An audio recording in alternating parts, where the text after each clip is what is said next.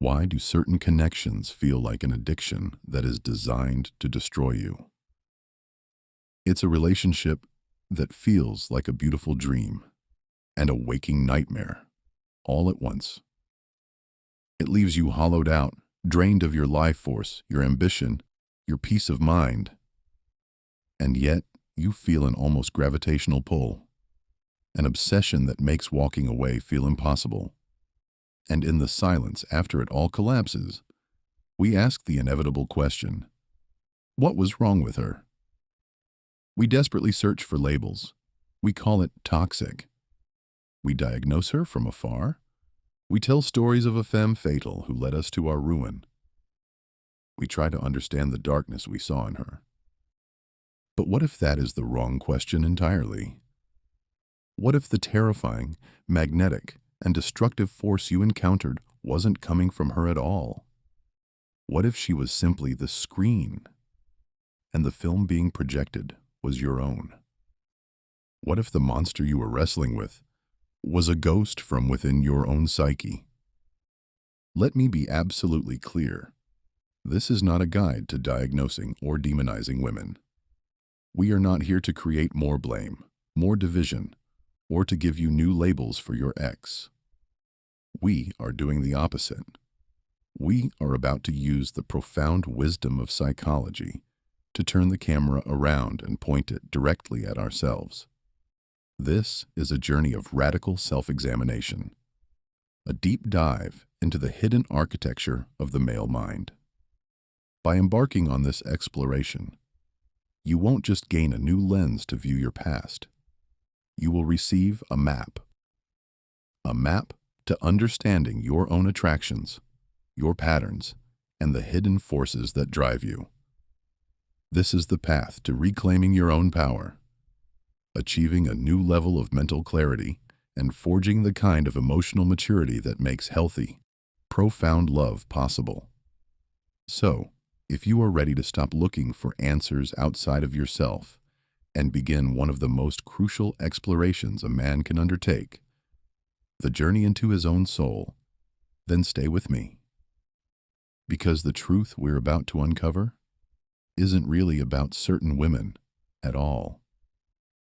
It's about finally understanding ourselves. To embark on this journey, we must first light a lamp in the darkness of our own minds. We need a guide, a true north in the vast landscape of the male psyche. The psychologist Carl Jung gave this inner guide a name. He called it the Anima. So what is the Anima? It is the unconscious, feminine soul image that every man carries within him. Let's be clear, this has nothing to do with modern gender politics. This is about deep psychological energy. It is the counterbalance to your conscious masculine personality. The logic, the action, the drive. The anima is the other half of the equation. It is the principle of connection, of relationship, of meaning itself. Think of her as your inner muse. She is the source of your creative fire, the wellspring of gut feelings and sudden insights that defy all logic. When an electrifying new idea flashes into your mind, or you feel an inexplicable pull towards a passion, that is the anima at work. More than that, she is the bridge to your own soul. She is your capacity for deep feeling, for empathy, for a love that goes beyond a simple transaction. The anima is the very source of your vitality, the force that makes you feel truly alive instead of just functioning. A man who is cut off from this energy may be successful, logical, and strong on the outside, but inside he will feel a deep, gnawing emptiness, a profound lack of meaning. When a man builds a conscious relationship with this inner figure, he doesn't become less of a man. He becomes a whole man. He moves beyond secret insecurities and into a state of authentic, integrated strength. This is the path to true maturity. A man connected to his anima is capable of profound intimacy. He doesn't need a woman to carry his soul for him. because he is in touch with it himself. He is the man who doesn't get left behind because he is in a constant state of growth from within. This is the key to unlocking your true potential and a sense of purpose that no external success can ever provide. This is the Anima in her positive, life-giving form. She is the light. But our journey demands we understand the darkness. What happens when this inner figure is not honored? When she is ignored, repressed, and left to starve in the basement of the psyche? That is when she stops being a guide. That is when she becomes entangled with something else, something that every single one of us carries. Before we can understand how the muse becomes a monster, we must first meet her accomplice. We must turn our attention to the second foundational piece of our inner world, the universal, unavoidable, and deeply misunderstood part of ourselves known as the shadow. Universal, unavoidable, and deeply misunderstood part of ourselves known as the shadow. You know this part of yourself, even if you pretend you don't. It's that flash of rage over something small that shocks even you. It's the self-sabotaging impulse that whispers poison just when things are going right. It's the cruel words that leap out in an argument, making you wonder, where did that come from? That isn't some random glitch in your character. It's a voice from a room in your mind you were taught to lock and forget. Inside this room is everything you've ever been told to put away. This is the room Jung called the shadow. And let's be absolutely clear on this from the start. The shadow is not your evil side. It's not a monster hiding under the bed. Thinking of it that way is the first and most profound mistake. The shadow is simply your psychological inheritance. It is the sum total of every vital part of yourself that you were forced to disown in order to be loved, to be accepted, to survive. It's everything you are, but have convinced yourself you are not. Think back to your childhood. That raw, unfiltered anger you felt, that you were told was impolite or bad. You packed it away. That's in the shadow. The deep vulnerability, the need to be held and comforted, that you learned was weakness for a boy. You locked that away. It's in the shadow. The wild, spontaneous, chaotic impulse you were taught was irresponsible. The artistic sensitivity that was dismissed as unrealistic. The healthy selfishness that allows you to set boundaries, which was shamed as not being nice. All of it, packed into a bag, thrown into that locked room, and forgotten. And here is the crucial point, the foundation on which everything else is built. Everyone has a shadow. This is not a pathology. It is a fundamental condition of being human. Every man, every woman, every person walking this earth has a collection of disowned traits shaped by their unique family, culture, and experiences. A woman's shadow may contain different elements, perhaps her assertiveness, her ambition, her logical power, but it is just as present and just as real. So why does this matter? Because what you do not own, what you refuse to look at within yourself, does not simply vanish. It festers. It gains power in the dark, and it finds a way out. It leaks out in moments of uncontrollable rage. It erupts in self-sabotaging behavior. And most insidiously, it gets projected. You stop seeing it in yourself, and you start seeing it with blinding clarity in everyone else. But here is the paradox, and the secret to unlocking your power. That room isn't a prison, it's a vault. The qualities you've repressed are not just negative, they are sources of immense untapped energy and vitality. Your repressed anger holds the very power you need to defend your boundaries. Your denied vulnerability holds the key to true connection and intimacy. Your buried chaos holds your creativity and spontaneity. The gold is in the dark. Acknowledging your shadow is the first non-negotiable step toward becoming a whole, integrated man. It is not about becoming good. It is about becoming real. Now, hold that thought. Remember this vast, powerful, untamed energy locked away in your shadow. And remember the Anima, your inner feminine, your soul's guide, who we left neglected and unacknowledged. What happens when these two forces, ignored and repressed, find each other in the darkness of your psyche? What happens when the raw, untamed energy of your unlived life meets the profound archetypal power of your unacknowledged soul? That is where the true danger begins. And that is where our investigation must go next. We stand at the edge of a psychological precipice.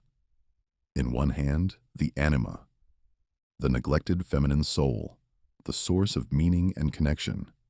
In the other, the shadow, the locked room humming with our disowned power, vulnerability, and rage.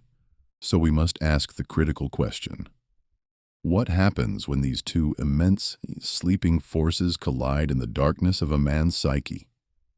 Let me be clear. This is not a gentle meeting. It is a hostile takeover, a coup d'etat in the dead of night.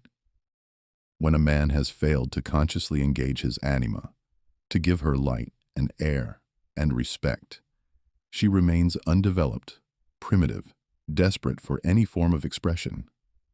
And when his shadow is equally unacknowledged, it becomes a reservoir of raw, untamed, chaotic energy. In the unconscious, these two forces don't form a healthy alliance.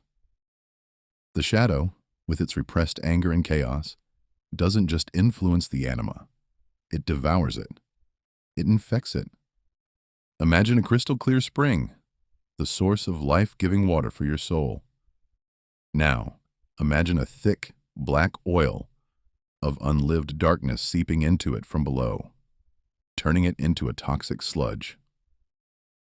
From this unholy union, a new figure is born in the unconscious, a twisted, powerful archetype. This is not the life-giving muse. This is the devouring mother, the siren whose song doesn't just lead ships to ruin, but leads your ambitions, your finances, and your sanity onto the rocks. The Medusa, not of myth, but of your own psyche, whose gaze doesn't turn your body to stone, but your willpower. But here's the terrifying part. Your conscious mind, the ego, the part of you listening to this right now, cannot bear to look at the monster it has created, to admit that this terrifying, manipulative, life-draining force exists inside of him is an agony too great to face. So, the psyche performs a desperate act of magic.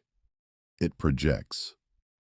Like an old film projector, it takes this inner image of the twisted Anima and casts it outward onto the giant screen of the world.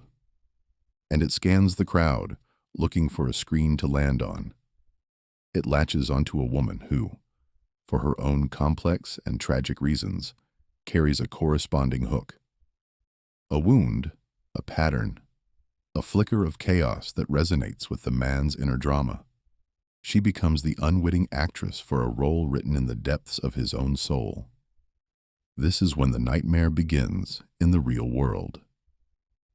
The relationship is defined by a terrifying and seductive volatility. The highs are pure ecstasy, a feeling of being seen and understood on a soul level, because you are connecting with a lost part of your soul. But the lows are chasms of despair, confusion, and emotional torment that leave you hollowed out. The control is rarely a fist. It's a whisper. It's the constant, subtle erosion of your reality. It's the casual joke dropped at a dinner party with friends, a remark so perfectly aimed at your deepest insecurity that it sucks the air from your lungs. And when you flinch, it's followed by that chilling gaslight. What? Can't you take a joke? This isn't humor. It's hostility disguised as wit, designed to diminish you while maintaining plausible deniability. It's the push and pull that creates a desperate dependency, where you feel solely responsible for her emotional state, constantly trying to fix a situation that is fundamentally unfixable. Because it was never about her in the first place. You feel your life force being drained. The projects you were once passionate about now gather dust. Your friendships wither because you don't have the energy for the interrogation that will follow. Your world shrinks until the only thing left in it is the all-consuming drama. And yet, you feel utterly unable to leave, because leaving feels like amputating a part of yourself, which, in a psychological sense, is exactly what it is. This dynamic often awakens a mirrored chaos in the man. When things get too calm, too good, an unconscious urge can arise to sabotage the peace, because true, stable intimacy feels like an existential threat to these wounded, warring parts of the psyche. You are caught in a loop, addicted to the very thing that is destroying you.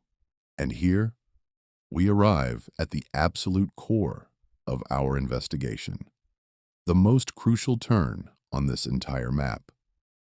The siren is a phantom. The monster is a mirror. The destructive force you are wrestling with is not, in its essence, the woman in front of you.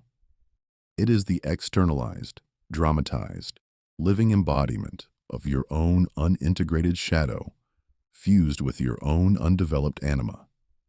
She is playing a part in your psychodrama, a script you handed her the moment you were captivated by her. This is not to absolve anyone of their actions, but it is to radically reframe the problem. The question is no longer, what is wrong with her? The question becomes, what part of me is being played out in this tragedy? And this leads us to the most difficult, most uncomfortable question of all. If this is a horror film of my own making, why do I keep buying a ticket? Why am I so hopelessly addicted to my own poison? The answer to that question, the one that echoes in the silence after the storm, lies in one of the most powerful and misunderstood forces in human psychology: projection. But let's move beyond the dry, academic definition. This isn't just a mental quirk. It is a desperate, unconscious survival strategy. We don't just fall in love with a person.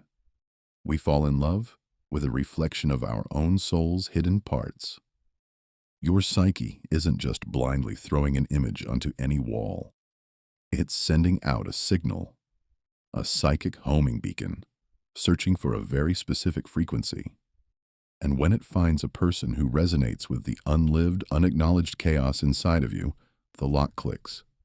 The attraction that follows feels like fate. It feels like destiny. But it's actually a form of psychic recognition. And this is the complicity we must face. She is not the source of the poison. She is the perfect vessel for it. Why her? Because she, in her own being, gave you permission to feel something you had forbidden yourself. In her chaos, you saw the reflection of the wildness you had tamed and caged. In her emotional intensity, you found an outlet for the deep feelings you were taught were unmanly. In her vulnerability, you touched the part of you that you decided was too weak to survive in the world. She becomes the screen for everything you have disowned. You didn't fall in love with her. You fell in love with your own shadow, wearing her face as a mask. This is the great unspoken conspiracy of this kind of relationship. It is an unconscious collusion. Your psyche, desperate to integrate its lost parts, finds a person who, for their own complex reasons, is willing to act out that drama. You weren't a passive victim of a hurricane. You were the storm chaser who drove right into the eye of it, because the storm felt more alive than the deafening silence of your own repressed soul. And that is the core of the addiction.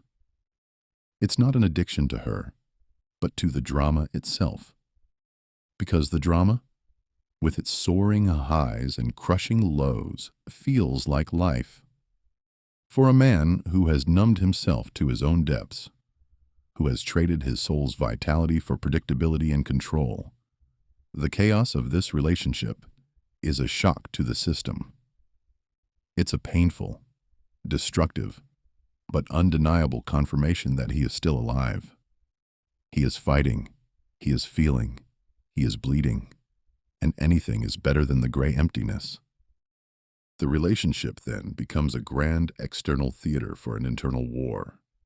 It's far easier to fight with her, to try and fix her, to analyze her every move, than it is to turn inward and face the terrifying truth. The monster you're fighting is you. The chaos you despise is your own. The ultimate betrayal wasn't hers. It was your own long ago, when you decided that certain parts of yourself were too shameful, too weak, or too wild to be allowed into the boardroom of your conscious mind. So you are not a victim of a siren's song. You are the co-author of the melody. This entire agonizing experience wasn't a punishment. It was a summons, a desperate, screaming invitation from the deepest parts of your own being, begging you to finally look at what you've locked away. It's your soul forcing your own hand, using the pain of a relationship to make you confront the pain of your own inner division. This realization is brutal, but it is also liberating, because it means the power was never truly in her hands. It was always in yours. The poison and the antidote were always made of the same ingredients. The entire catastrophe wasn't a dead end. It was a doorway, disguised as a disaster. And that brings us to the most important question yet. How do we walk through that door? How do we stop projecting the movie and finally turn the lights on in the theater? So you stand at the doorway. The theater is dark, the tragedy is over, and you are left with the devastating truth. You weren't just in the audience. You were the one who wrote the script. The question is no longer why her. It's what now? The world will offer you simple, seductive, and ultimately hollow answers. It will tell you to build higher walls, to develop a flawless radar for red flags, to become a cold strategist in the game of relationships, forever scanning the horizon for the next threat. But this is the path of the cynic, the path of the permanently wounded. It is a life sentence of fear, disguised as wisdom. That is not your path. The way out is not a retreat from the world, but a courageous journey into yourself. This is the hero's journey, fought not on an external battlefield, but in the quiet, often terrifying landscape of your own soul. It is a process of psychological alchemy, turning the lead of your pain into the gold of true selfhood. It begins with one brutal act, turning on the house lights. This is awareness. It's one thing to intellectually understand projection. It's another to catch yourself in the act. It's when you feel that familiar, obsessive pull, that blinding rage, that desperate need to fix her. And for the first time, you stop. You don't act. You don't send the text. You don't analyze her. You hold the raw energy of that emotion inside you and ask the terrifying, liberating question, what part of me is this? What is this feeling trying to tell me about myself? In that moment, you step out of the drama. You see the slot machine for what it is, and you refuse to pull the lever again. Then comes the most crucial and counterintuitive step: reclamation. You must consciously, deliberately, take your projection back. Picture it as a psychic act. In your mind, you look at this person who has been the screen for your inner world, and you withdraw the energy you placed upon her. You take back the shimmering goddess you crowned her to be, admitting, "That was my own unlived potential, my own soul I was worshiping." And just as importantly, you take back the devouring monster you saw in her, admitting, "That was my own unacknowledged rage, my own shadow I was fighting." This will feel like a loss. The world might seem to lose its color for a while, because the intense drama you mistook for life is gone. In this moment, you must hold the line. You repeat the truth to yourself. Her choices are her own. But this obsession, this pain, this chaos, this is mine. I am taking it back. Now that you've brought these powerful forces home, you cannot simply lock them in the basement again. That's what started this whole crisis. You must turn and face them. This is integration. This is the real work. How? You create a conscious dialogue with your inner world. You sit in stillness and you invite these figures, your anima, your shadow, to speak. You ask them, "What do you want? What do you need from me?" You listen to the answers that arise in your mind, not as literal commands, but as symbolic messages from your own depths. If that feels too abstract, then let them express themselves through you. Write without censoring. Paint, draw, compose music.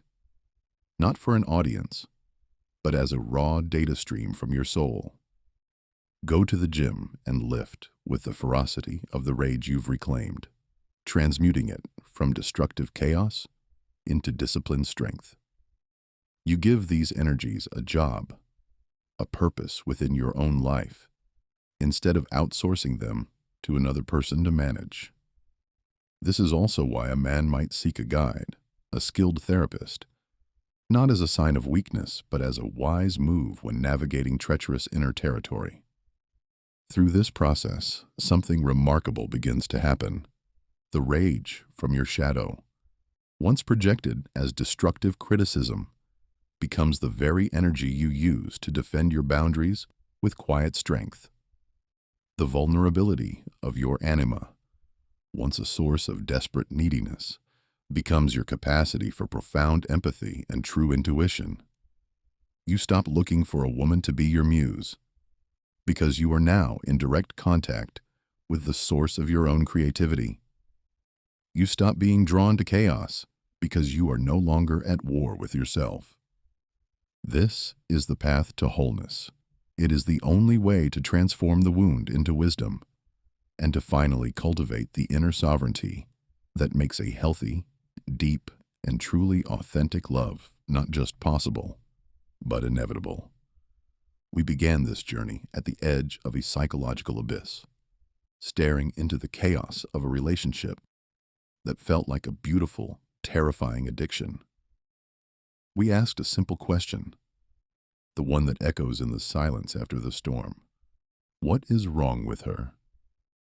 But if you have traveled this far with me, through the realms of the anima and the shadow, you know that was always the wrong question. It was a flashlight pointed at the moon, trying to understand the tide. The wisdom of Jung, the insights of depth psychology, they were never meant to be weapons to judge others, or labels to affix to those who have hurt us. They are a surgeon's scalpel, delicate, precise, and intended for the difficult, essential operation on the only patient you can ever truly heal, yourself. And so, the great revelation of our journey is this: the so-called dark truth about certain women was never the real story. It was a projection, a brilliant and painful movie thrown onto the screen of another person. The real story, the one that takes a lifetime to understand, is the unexplored dark truth about ourselves. That person, that relationship, was not the disease. It was the symptom. A fever dream produced by your own soul, crying out for attention. She was the messenger, and the message was about the disowned parts of you. Consider this entire exploration not a conclusion, but an initiation. You have been handed a map to a territory that is vast, wild, and uniquely your own. The lifelong quest this map invites you to is what Jung called individuation. It is the process of becoming whole. It is the courageous work of integrating the light of your consciousness with the darkness of your shadow, the logic of your mind with the wisdom of your soul. It is the path to discovering the source of renewal that lies in our dark, unacceptable side. This is the ultimate maturity. Not to build walls so high that nothing can touch you, but to cultivate a soul so deep that you are not afraid of what lies within. When you are no longer at war with your own depths, you cease to seek out battlefields in your relationships. When you have made peace with your own capacity for chaos, you are no longer drawn to it in others. You stop searching for a goddess to complete you, because you are finally building a relationship with your own soul. You stop looking for a monster to vanquish, because you have turned to face your own. This is how you find real love, a love born not of need, but of wholeness. A love that is not an escape from yourself, but an extension of your most authentic being. The journey is long, and it asks for everything you have. But the alternative is to live as a ghost in your own life, forever haunted by phantoms you refuse to name. So I leave you with this, as you stand at the beginning of your own true path. As you turn that scalpel inward, with courage and with honesty, what is the first shadow, the first hidden piece of your own soul that you are now willing to finally meet?